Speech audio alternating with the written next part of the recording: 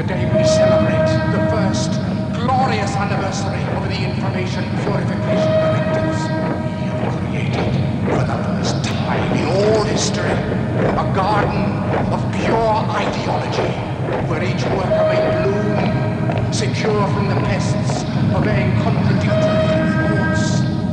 Our unification of thoughts is more powerful a weapon than any fleet or army on earth.